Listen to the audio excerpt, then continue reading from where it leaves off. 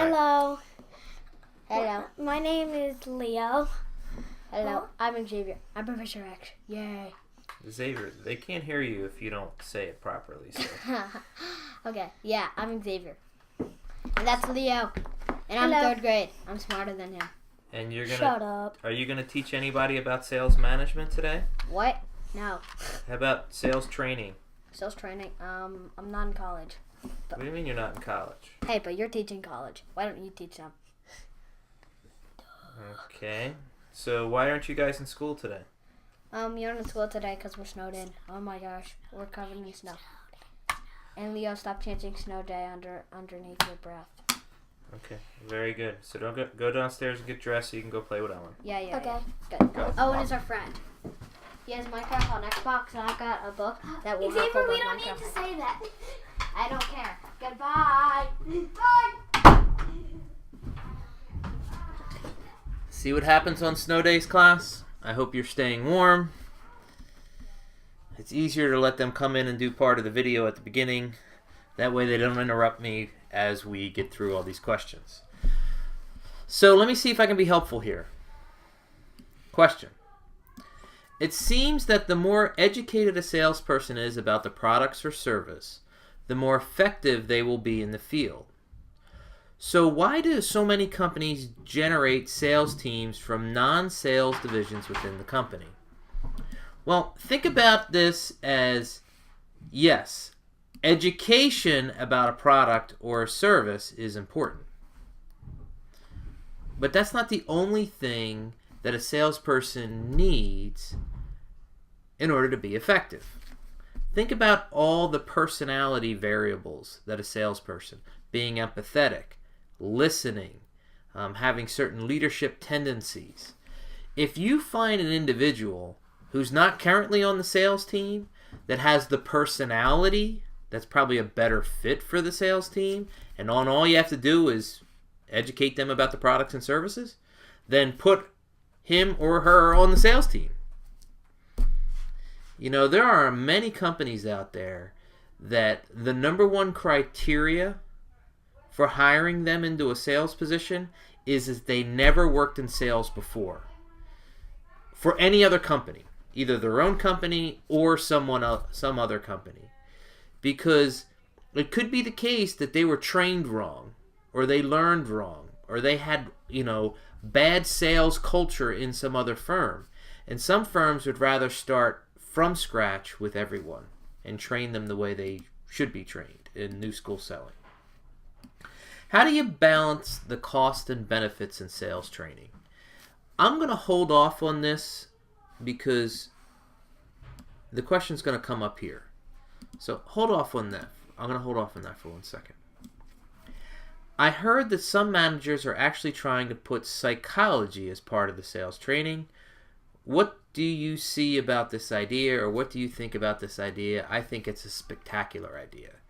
The majority of the books that I recommended to you this semester have more of a social psychology bent to it than it really has a management or a sales component to it. Nudge, Predictably Irrational, The Art of Choosing, I could go on and on and on. We are humans. And as humans, we, the study of behavior, it just happens to be that the behavior is in a context that is business related and you're trying to sell. Now, in the literature, there's two journals. There's the Journal of Personality and Social Psychology, and there's the Journal of Applied Psychology.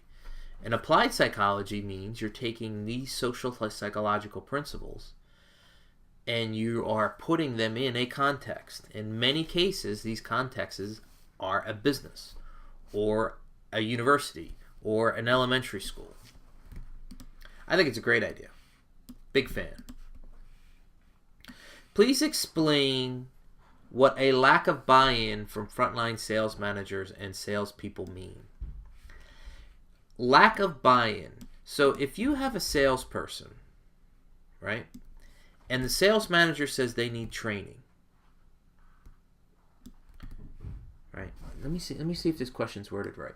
Please explain what lack of buy-in from frontline sales managers and salespeople mean. Well, it should be frontline salespeople. The sales managers want to train them about a new thing, such as the importance of nonverbal communication, right? So the sales manager sets up a training period. Maybe a speaker comes in, and the salespeople come in and they loaf it, they fake it, they feign interest.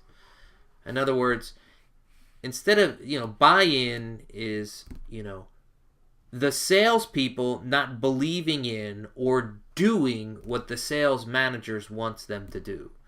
So even though training occurs, because the sales manager wanted the training to occur, these salespeople don't incorporate any of those skills into their day-to-day. They heard all this stuff about nonverbal. They didn't buy it. Therefore, they're not going to use it. All right.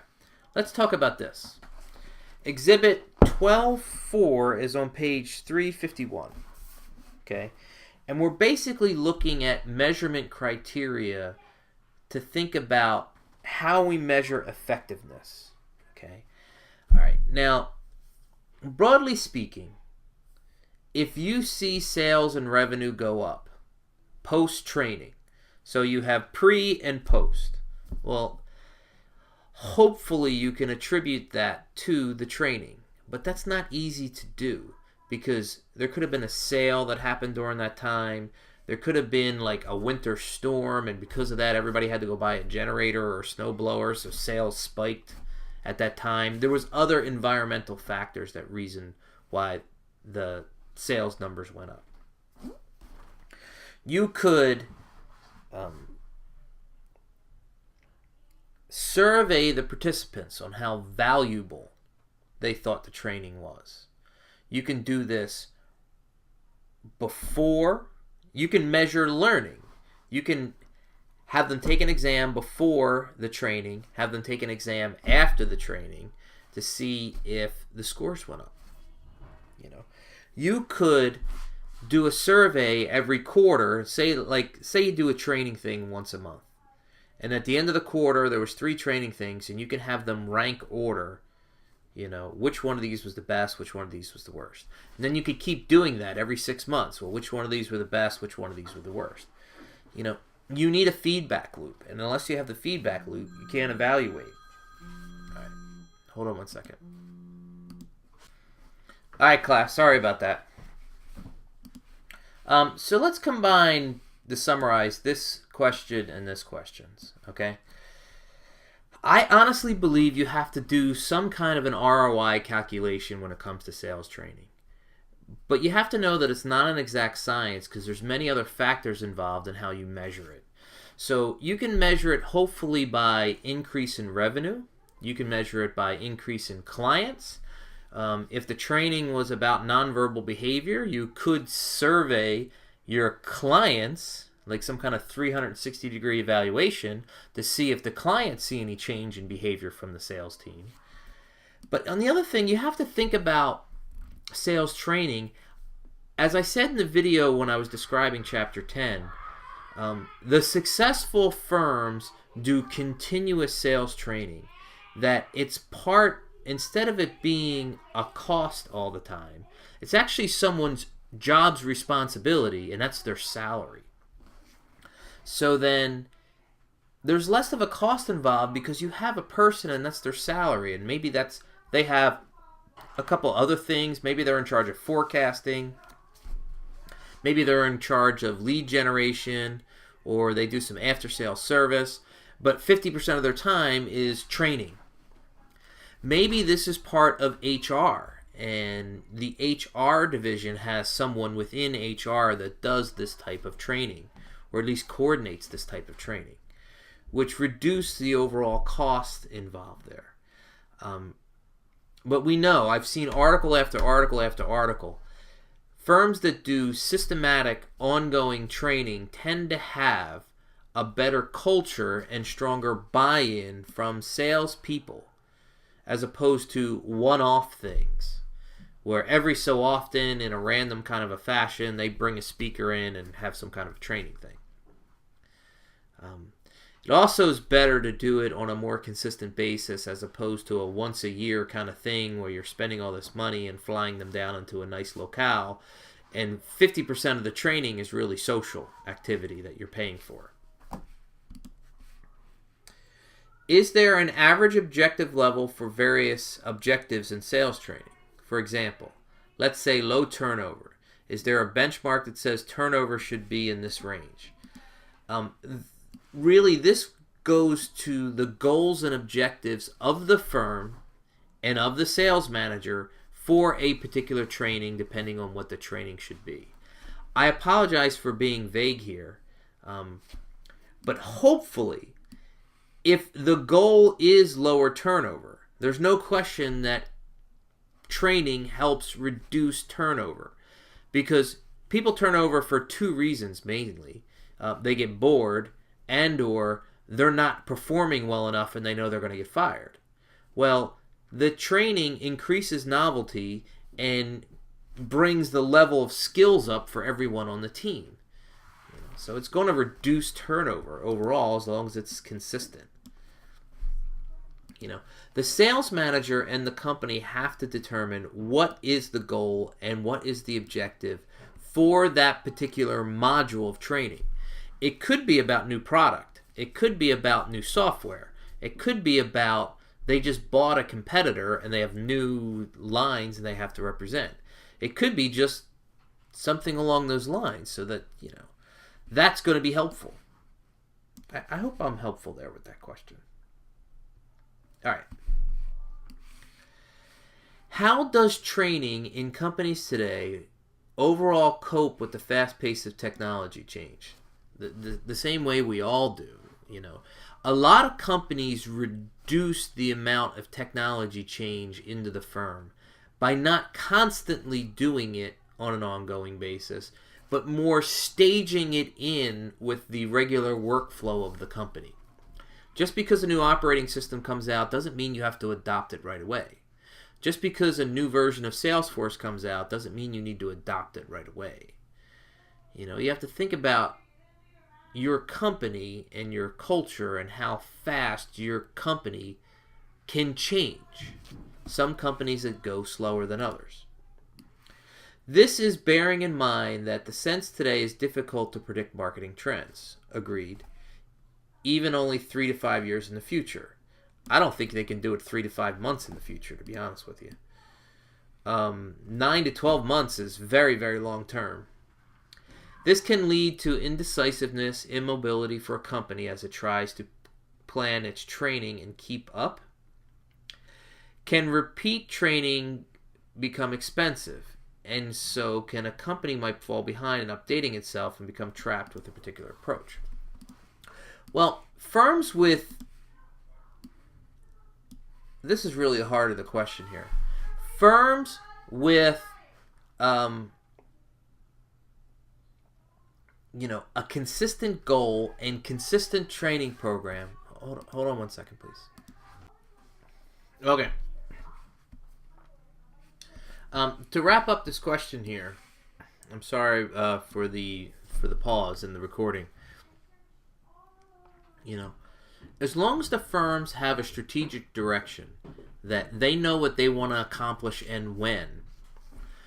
Just because technology and change is happening around them, they can only adapt it so far, so fast, and integrate that within the culture of the firm. So I think this gets us away from the indecisiveness and immobilization. If we have a plan, we stick to the plan, and we continue to go forward, and each 3 to 6 to 9 months, we incorporate the new that's happening out there in the real world. How long does it usually take before beneficial effects of training can be seen? Well, it depends on what is being trained. There are some things that a salesperson, he or she can go to a training session, pick up a set of skills, go on a sales call the next day, and see the beneficial effects, or feel better about what they're doing. But there's a lot of other types of training that's more structural, cultural, and over time, if the training was technology related and the impact of all the inputting of the information into their iPad is only felt over time, with 6 months of data or 9 months of data or 12 months of data.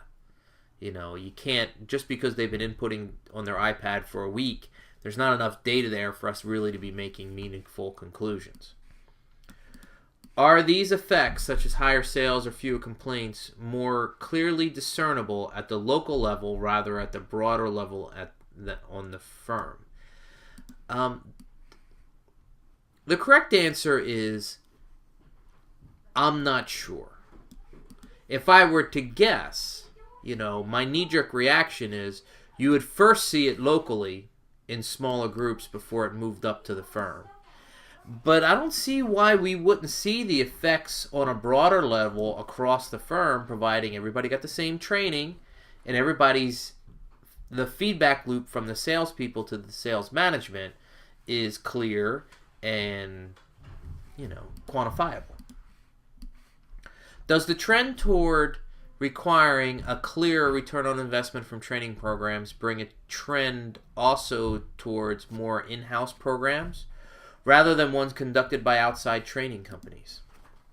Well, I know that we've had a shift towards more outside since the gigantic financial meltdown.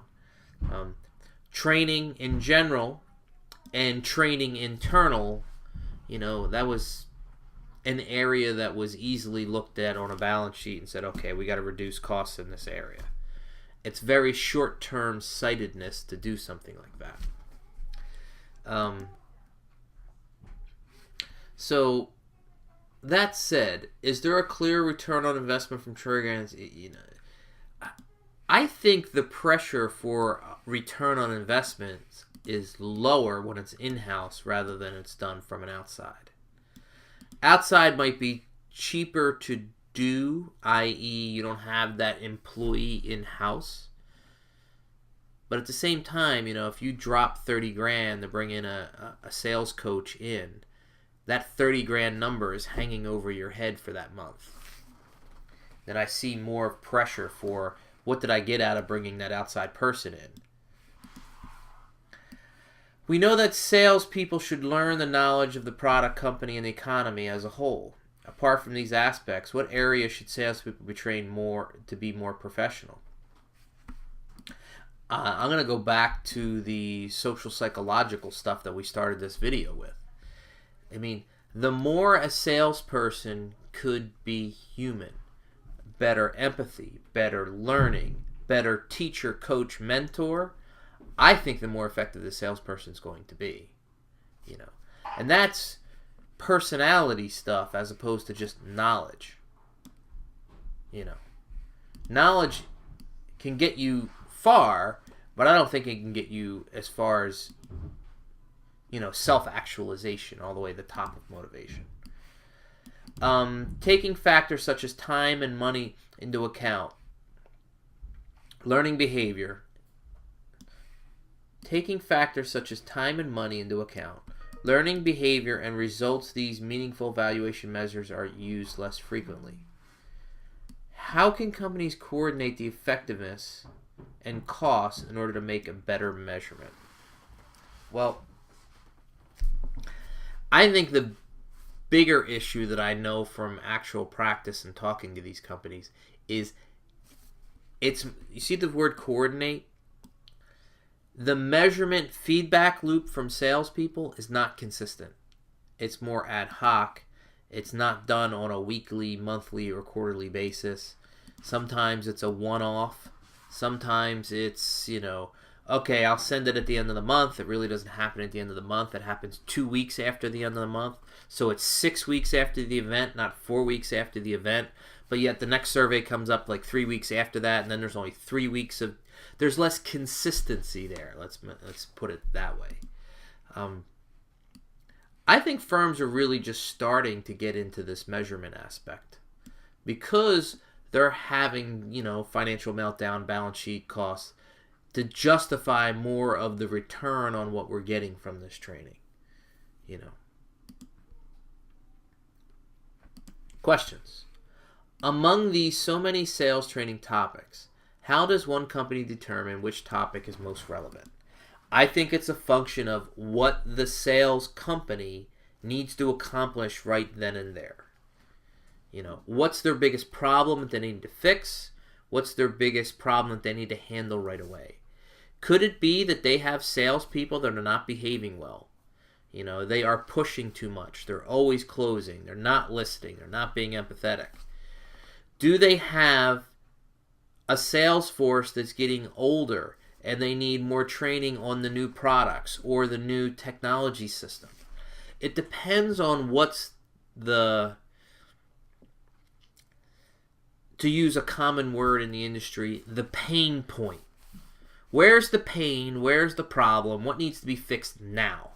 And then you determine which sales training topic you address based on the pain point. The text states that measuring the benefits of sales training is difficult. Agreed. In your opinion, what do you think the best and most productive way? There isn't a best and most productive way. There really isn't. We have this figure on page 351. It shows us multiple different ways to collect data around this issue. Not only feedback getting feedback from the employees, multiple different types of feedback. Surveys, focus groups, pre and post tests. The key, though, is if you have an internal sales training team, part of their responsibility is measurement after the fact. If you hire an external, outside the company trainer, that's probably not part of their responsibility. And then you push that back to the sales manager, and that's one other thing that he or she has to do on top of all the other sales management stuff that they need to be taking care of. Can you train an employee to be market-oriented, or does it require a coaching-type leadership style? All right, let me tease this out a little bit. When we talk about market orientation really refers to a brand level, a company level, or a strategic business unit level. Now, that said, within a strategic business unit or a brand or a company, if there is a leadership culture that is coaching, that is more proactive, that is more teaching, that is more of a servant leader, it tends to be easier to be market-oriented. Firms that have this continuous learning type mentality, well, they're constantly scanning changes and going on with competition, with consumer behavior, customer behavior, and because they have this coaching, teaching, learning style or culture, as you would say, it's easier for them to have that inter-firm communication to act on it. Now, that said, this is more strategy. If we talk about salespeople, this market-oriented concept was modified to bring it down to the salesperson level. This right here is an article that I wrote with some of my buddies that I went to my PhD program with. So Fernando's now teaching at the University of Arlington. He's the department chair. I'm not in Boston anymore. I'm at Seton Hall. This name will look very familiar to you because he is the author of our textbook. And Jay is still at Northeastern, one of our good buddies. Jay, myself, and Fernando were all in the doctoral program together. We did a paper looking at all the studies, this concept of market orientation is done on the SBU level. But on the salesperson level, there's two of them. One's called sales orientation, and the other one's called customer orientation. And a number of years back, a professor took this market-oriented concept and created a measurement for salespeople. And the scale is abbreviated called SOCO. SOCO means sales orientation, customer orientation. So, I mean, this is an area that has a strong interest to me. If you're interested in this article, I can send it to you. But basically, yes, we're seeing, you do see stronger effects when a salesperson has a stronger customer orientation. Most companies have implemented online training and tracking, reading a few slides on corporate ethics compliance, then answering a short online exam. However, most of these employees simply skim and answer the questions based on personal knowledge and pass. How can a company avoid wasting funds on testing employees that don't take it seriously? How can online testing be legitimate in terms of accurate results? All right, let's not try to mix these up. This is coming out of out of HR, and it really has a lot to do with compliance. And all that, we get these at Seton Hall as well. All they're doing is checking to see if you're aware of something, and if X percentage of the corporation, 92, 95% of the corporation, is aware of the Equal Pay Act, well then HR can check a little box and say, yes, we are compliant. This is more not about learning, and this is more about compliance. Now, I don't want you to think about compliance online feedback loops and say that would be the same thing that would happen in a salesperson context. Because the feedback mechanism, either be, again, we're on page 351, a pre or a post test, a survey from customers to see if behavior is actually changed, a survey from the sales manager, a survey from there are stronger data requirements or data collection for this feedback loop. This is something different. Common, but different.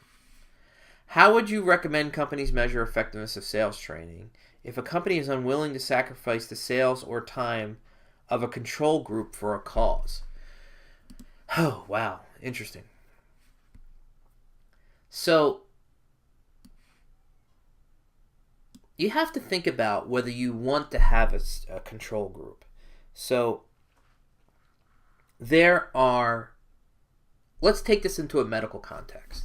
And let's pretend that I'm a doctor of oncology and I'm studying cancer results. And you're trying to look at the effectiveness of a drug. Okay? Well, it's almost unethical to have a control group, because that means someone who has cancer is not getting a treatment. Therefore, you're putting that person in more jeopardy by not giving them anything to treat the situation. Now, granted, sales training is not cancer. We're not talking about life or death. But at the same time, if you hold out a certain number of salespeople from the training, you may find out that there's an effect between the control group and the main group, but then because we found an effect, then what do? We're like, oh my God, 3 months ago we did this training, we saw this huge boost in revenue, but we have this control group, we didn't train them, we can train them after the fact now, but we just lost 3 months of revenue gain because we had a control group. And some companies might not want to do that. Now, what some companies do is they tend to, because of the time and effort in training, they may roll the training out. They may start in the Northeast Division and work their way to the Southeast Division and work their way to the Northwest Division. So it's more of you end up having a control group by default. The company can't do all the training to everyone at the same time. And then you can see some pre and post control group treatment effect or not. But a company might not want to, if they have the ability to train everyone at the same time, they're probably going to train everyone at the same time. Just because you don't want to lose that potential pop in revenue. That's a really good question, by the way. I thank you for your time. I thank you for your energy. If there's anything here that you would like further detail or have further questions, shoot me an email. Thanks.